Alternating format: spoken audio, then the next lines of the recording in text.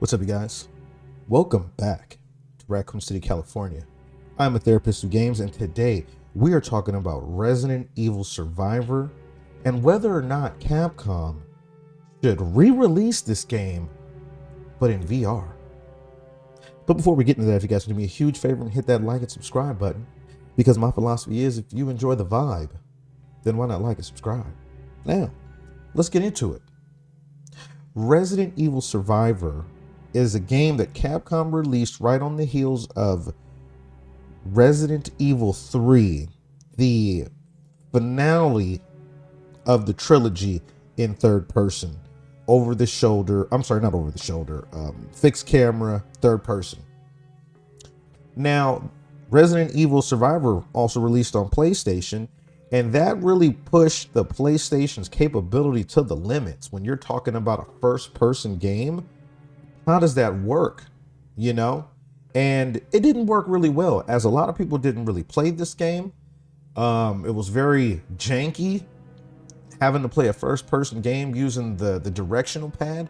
Now, it did have some compatibility. Some versions had compatibility with the light gun, but you know, people weren't going out to buy that in order to play this.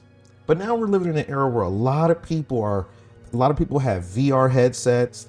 And one thing about the VR headsets is that it comes with everything you need. Whether you're playing, the Meta Quest or the PS VR2, when you put those goggles on, your controllers act as, your hand movements. You're holding, the gun in your hand. And I really think that concept would work really, really well for Resident Evil Survivor.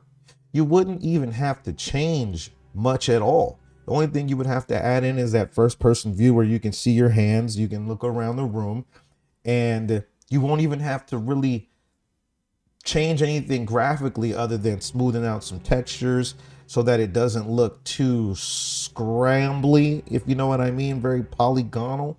And they have the ability to do that, slap some HD, just some HD remastering on there, like how we've seen a lot of other games done.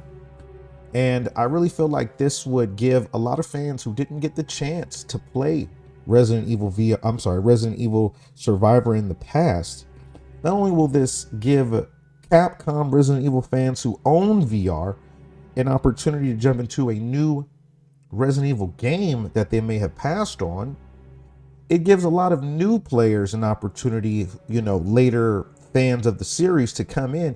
And one thing about it is, even though it has the models and all of the 3D models of the original game, the assets of, Resident Evil 2, Resident Evil 3, it still looks great, giving older fans the opportunity to jump in to the world of Resident Evil as it was back then, but with smoother textures and the ability to with the ability of the VR controllers to make the experience a very smooth and seamless gaming experience. I don't see how this can be a bad thing for Capcom at all. I know I would be very excited to play it. I played games like Walking Dead in VR and absolutely loved it. And the graphics in that game, wasn't all that top notch. Like, even with its animation style, it was still a very scary experience.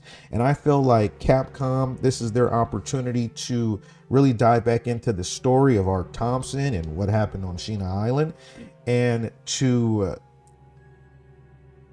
perhaps even open up the door for more standalone Resident Evil games in VR. But anyway, I'm curious to know you guys' thoughts. Would you guys play Resident Evil Survivor in VR? Or do you think this is something that Capcom should just, leave by the wayside and forget it?